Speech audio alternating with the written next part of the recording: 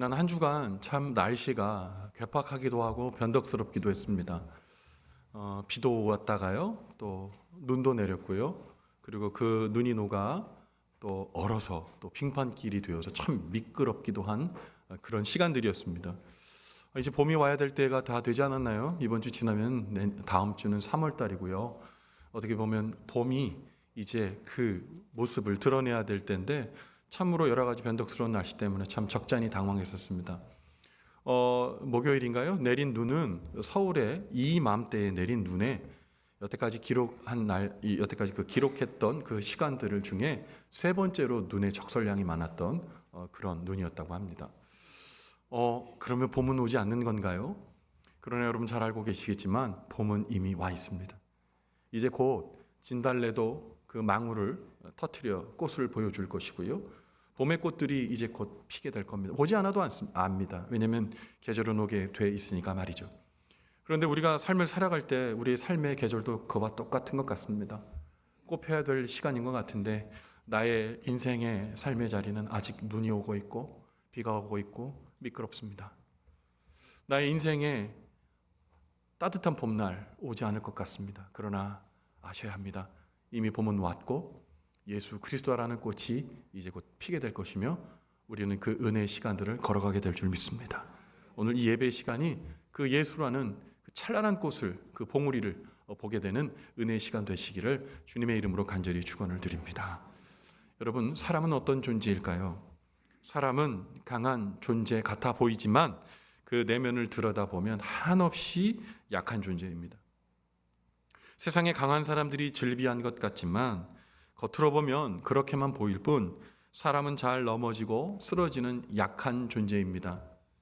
그래서 시편 103편 14절의 말씀을 보면 시편 기자의 입술로 우리 사람의 약함을 단적으로 다음과 같이 표현하고 있습니다. 같이 한번 읽어볼까요?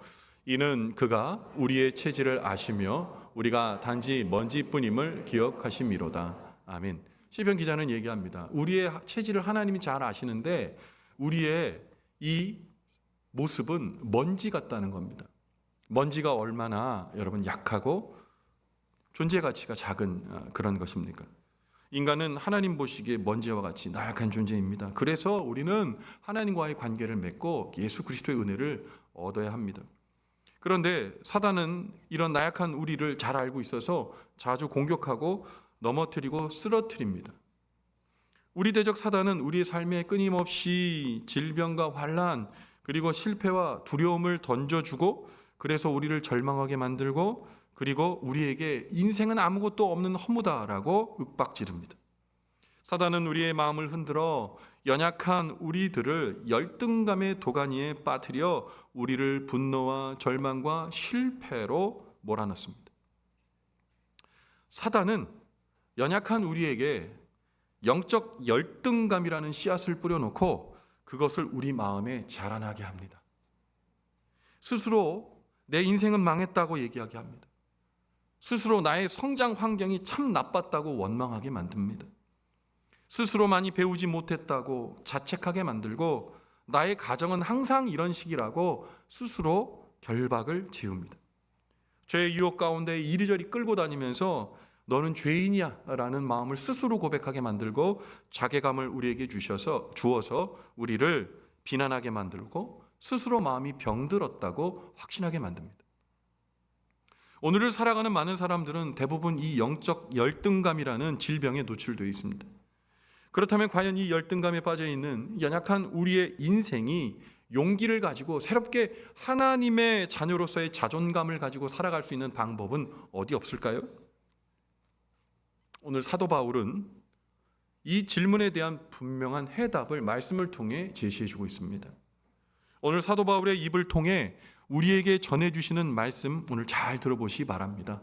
그래서 이 말씀을 통해 내가 하나님의 자녀로서 분명한 자존감을 가지고 바른 그리스도인의 삶을 살아가게 되는 축복의 첫걸음이 되는 은혜의 시간이 되기를 바랍니다. 여러분, 사도 바울은요, 잘 들으세요. 사도 바울은 연약한 우리가 하나님의 자녀로 당당한 삶을 살기 위해서는 부활이며 생명이요 보배이신 주님을 즐길 것 같은 우리 마음에 담아야 된다고 말하고 있습니다. 사도 바울은 오늘 본문의 말씀 고린도후서 4장 7절의 말씀을 통해 하나님의 자녀로서의 당당한 삶을 살기 위한 첫 발걸음에 대해서 이렇게 말씀하고 있습니다. 같이 한번 읽어봅니다. 우리가 시작.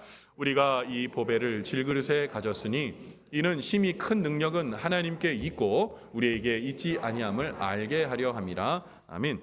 오늘 사도 바울의 말씀을 통해 우리는 사도 바울이 우리의 현주소가 무엇인지 분명하게 말하고 있습니다. 여러분, 우리의 현주소를 사도 바울은 질그릇이라 말하고 있습니다. 오늘 그리스도인에 대한 우리는 우리의 인생 가운데서 어떤 가치를 붙들고 살고 있는지 한번 들여다보셔야 됩니다. 어떻게 하면 우리의 연약한 인생이 메마름을 경험하지 않고 끊임없이 인생의 가치와 의미를 느끼며 살아갈 수 있을까요?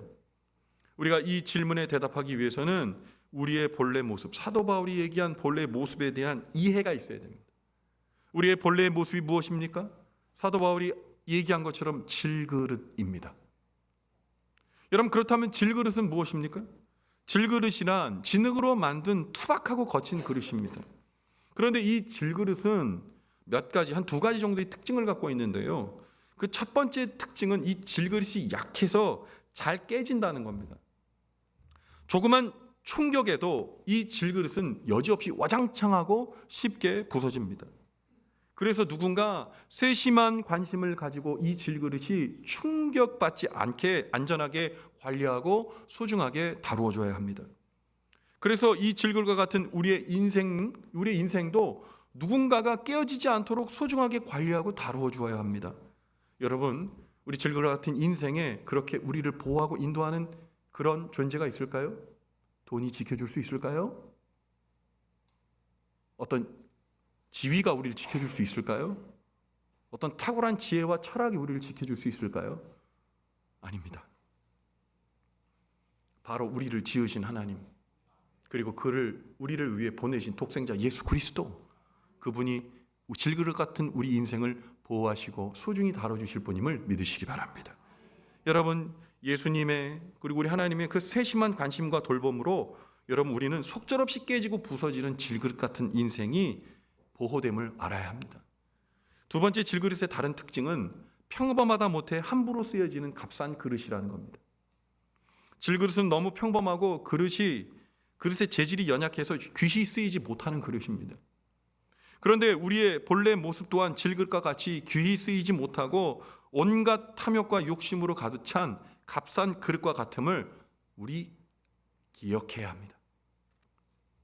우리는 질그릇과 같은 우리의 모습을 망각하고 이 세상에 누구보다도 존귀하고 귀한 그릇이라고 착각하고 흉내냅니다.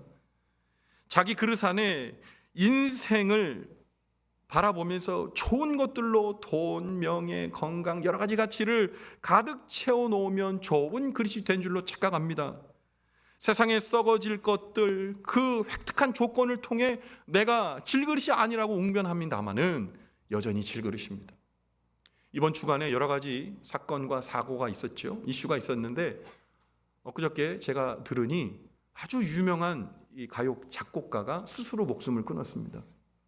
그런데 이분이 만든 이 노래들을 보니까 진짜 그 당시 우리 대한민국을 들썩들썩하게 했던 히트송들을 많이 작곡했더라고요. 저작권료로요 사실은 많이 이렇게 돈을 벌지 못합니다. 그런데 이분은 한 해에 들어오는 저작권료만 거의 수억 원에 가까웠습니다. 인생 가운데에 수많은 사람들이 곡을 달라고, 좋은 이 작곡가에게 곡을 달라고 수많은 사람이 요청했습니다. 인생이 부러울 곳이 없었습니다.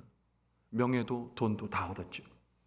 그런데 좀 더 자신의 그릇이 빛나 보이기 위해서 인터테인먼트 회사도 만들고 여러 가지 사업을 과감하게 했습니다. 그런데 사업을 통해 많은 빚을 지게 되었고 또한 빌려준 돈도 갚지 못해서 결국 파산 신청을 할 수밖에 없었어요. 결국 다시 재기를 노리면서 새로운 그룹들을 만들고 이제 며칠 뒤면 그 그룹이 세상에 나오게 될 데뷔를 준비하고 있었는데 자기 사무실에서 41살의 나이로 스스로 목숨을 끊었습니다. 이런 일이 왜 가능하죠? 질그릇 같은 자기 인생이 어떻게 하면 빛나는 그릇처럼 보일 수 있을까? 애쓴 것은 노력이 가상하지만 그 질그릇은 질그릇일 뿐 세상에 썩어져가는 것을 넣는다 해서 빛나는 그릇이 되지 않는다는 겁니다. 그런데 놀랍게도 이 사람의 인생처럼 우리도 세상의 삶의 자리에서 여러 가지 값나가는 것들을 나에게 채우면 나의 그릇이 완전히 바뀐다고 생각하는 그런 무지몽매한 생각들을 하고 있다는 거죠. 그렇지 않습니다.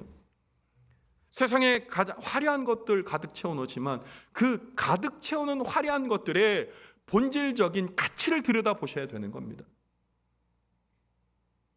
돈을 수억 원 가지면 영생하나요?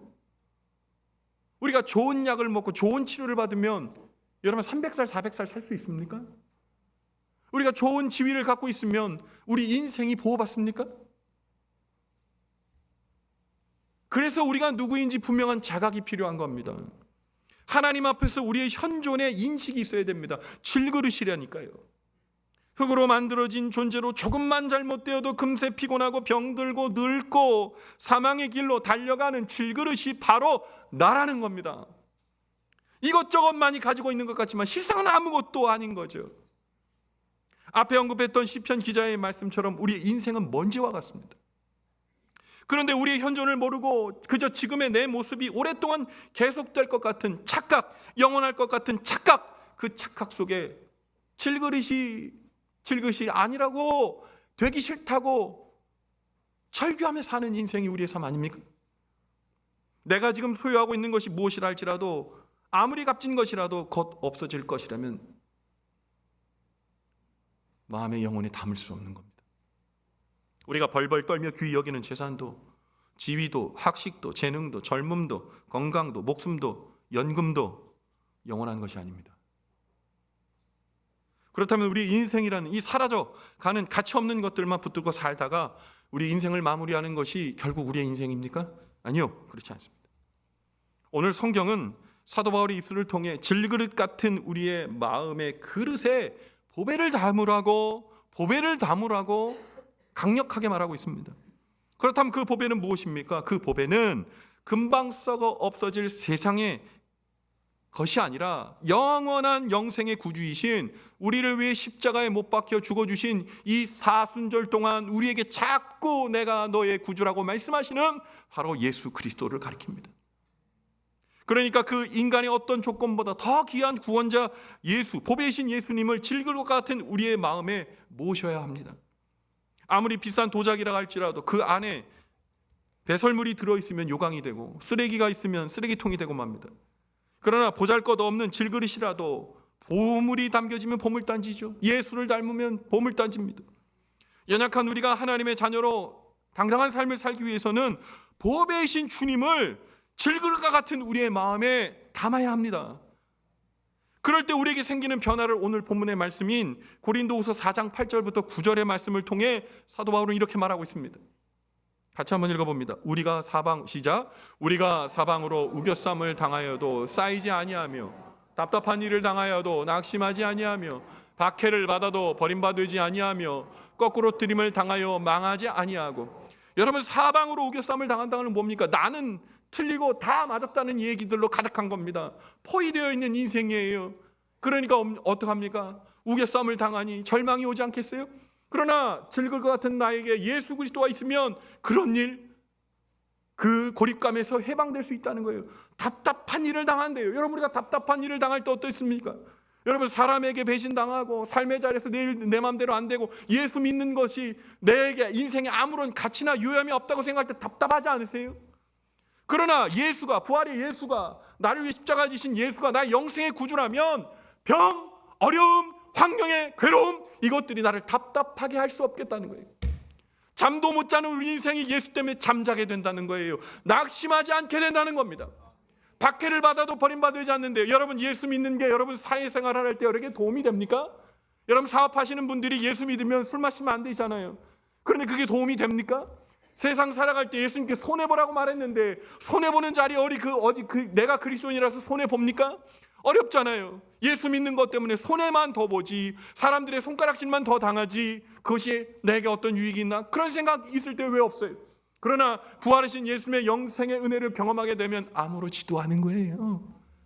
거꾸로 팀을 당한대요. 누가 나를 확 밀어가지고 죽음의 골짜기에 밀어넣는 거죠. 가만히 서 있는 사람이 완전히 그 몸이 뒤집어진다는 것은 죽는 거나 마찬가지죠. 그러나 그 일을 당해도 벌떡 일어난다는 거예요. 망하지 않는다는 거예요. 왜요? 예수가 나를 붙들고 있기 때문에. 예수의 부활이 우리를 붙들고 있기 때문에 그리스도인의 품격과 품위를 흐트러뜨리지 않는다는 겁니다. 삶의 변화가 일어난다는 거예요. 예수를 마음에 담으면 말이죠. 부활이신 예수님을 마음에 담으면 말이죠. 여러분, 이 말이 상식적으로 말이 됩니까?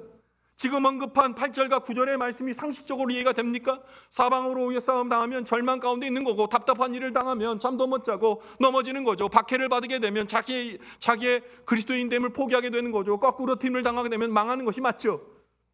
그런데 이 모든 것을 뒤집는 것이 바로 예수라는 말입니다. 바로 구주이신 예수란 말입니다. 나에게 영생의 은혜를 주고 나를 하나님 자녀 삼아주시는 그 예수의 놀라우신 은혜가, 그리고 그 예수님 당신이 내 마음에 보배로 임하게 되면 질그릇 같은 우리 인생이 어떤 세상의 풍파에도 넘어지지 않게 된다는 겁니다.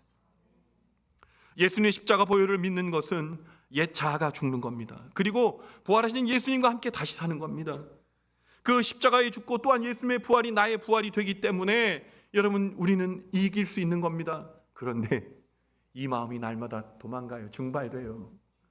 오늘 이 마음 가지고 살고 있는 것 같은데 내일이 되고, 아니 몇 시간만 돼도 이 마음이 도망갑니다. 그래서 우리는 이 마음을 지켜야 돼요. 그래서 오늘 사도 바울은 4장 10절에 우리에게 신신당부하고 있는 말씀이 있습니다. 고린도후서 4장 10절의 말씀입니다. 같이 읽어봅니다. 우리가 항상 예수의 죽음을 몸에 짊어짐은 예수의 생명이 또한 우리의 몸에 나타나게 하려 함이라. 아멘. 여러분, 우리가 하나님을, 예수 그리스도를 내 마음에 품으면, 보배이신 예수님이 내 마음에 계시면 우리는 변화된 삶을 사는데 그것이 어렵다는 거예요. 사도 바울은 뭐라 그러냐? 그것은 짐진다는 거예요. 예수의 죽음을 몸에 짊어진다는 건 뭡니까? 예수님을 보배이신 것을 믿고 내 마음 가운데 품고 살아간다는 건데, 이게 때로는 어려운 일이라는 거예요. 여러분, 무거운 짐 지고 사는 게 좋은 일이에요? 여러분에게 1년 365일 쌀가만 20kg짜리 쌀가마는 지고 짊어지고 사십시오. 그러면 그렇게 기쁘게 사실 분 계세요? 만약 그런 분 계신다면 빨리 병원 가세요. 그런 사람은 세상에 없어요. 무거운 짐을 지면요, 벗어놓고 싶은 거예요. 예전에 제가 군 생활할 때 제일 힘들고 어려웠던 게 뭐냐면 지속행군이요. 계속해서 걸어가야 됩니다. 무거운 짐 지고 계속해서 가는 거예요. 생각이 뭔지 아세요? 빨리 이 행군 끝나서 이 짐을 좀 벗어봤으면 좋겠다. 그런 생각이 엄청 많이 들었어요. 여러분, 우리가 인생의 삶 살아갈 때 예수님 짐 지고 사는 게 쉬울 것 같아요? 천만의 말씀. 사도 바울도 어려웠어요. 예수의 십자가 붙들고 사는 거 무거워요. 짐 지고 사는 거예요. 그런데 예수의 죽음을 몸에 짊어지고 살아는 거예요. 때로는 벗어놓고 싶고, 때로는 쳐다보고 싶지 않을 때도 왜 없겠어요? 여러분, 날마다 우리가 성령 충만한 삶으로 여러분 우리가 살아갑니까? 그럼 여러분, 우리가 교회 올 이유 전혀 없지요. 잘 넘어지고 자빠집니다. 다시 한번 예수의 은혜로 살라고, 그 은혜의 주님 만나려고 우리가 날마다 하나님의 은혜 가운데 엎드리는 거예요.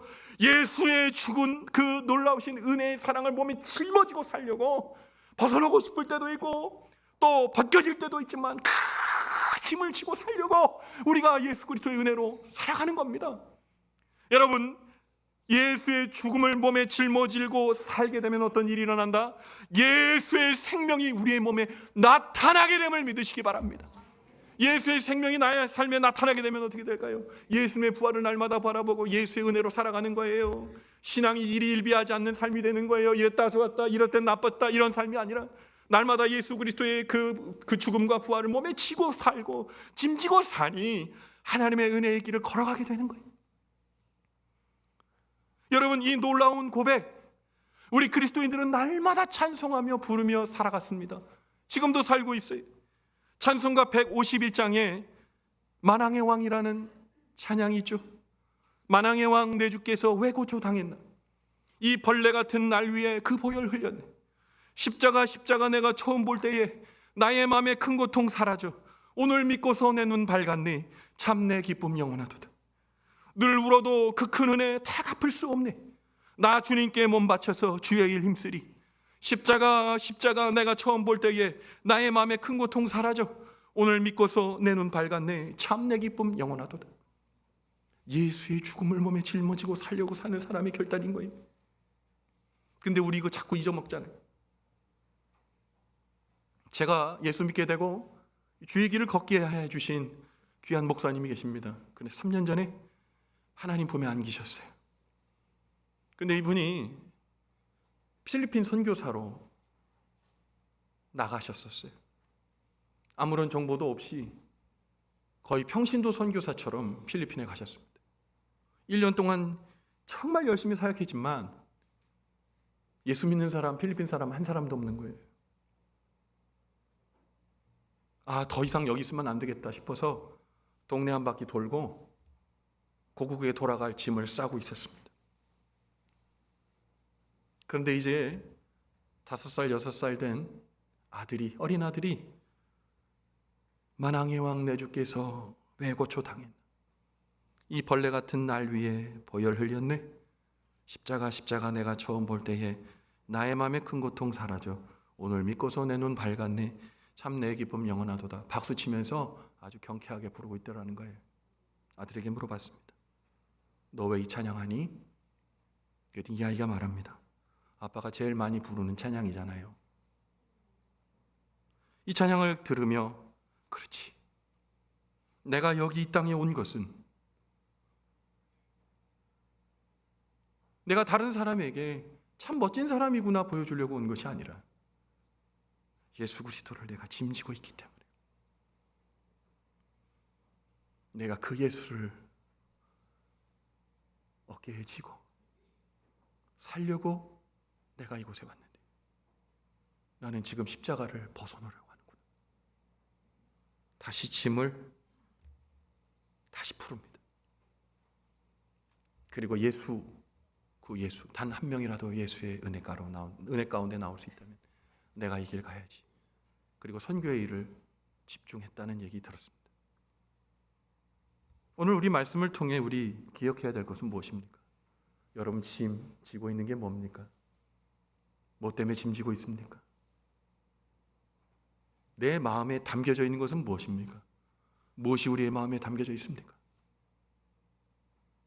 세상에 좋은 것, 돈, 명예, 연금, 나를 보호해 줄 수 있는 어떤 그것 때문에 내 인생이 아직도 질그릇이 아니라고, 괜찮은 인생이라고 말하고 계시다면 죄송하지만 아닙니다. 법의 신 예수님, 영생의 구원자이신 예수님, 마지막 날에 우리가 주님 앞에 섰을 때 우리의 어깨에 짊어진 것이 예수의 은혜와 그의 죽음을 믿는, 그의 죽음과 부활하심을 믿는 고백이 내 어깨에 짊어져 있다면 주님께서는 단방에 우리가 하나님의 사람이라는 것을 아시게 될 겁니다.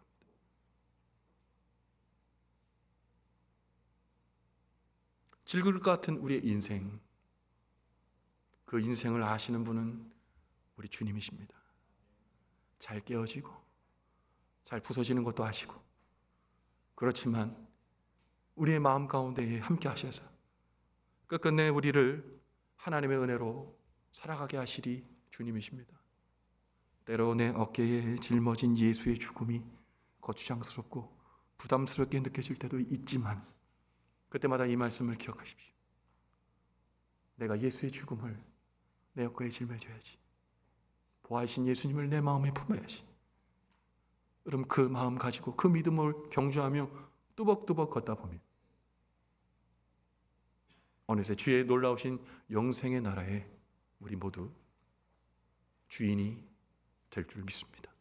사랑하는 성도 여러분, 사순절입니다.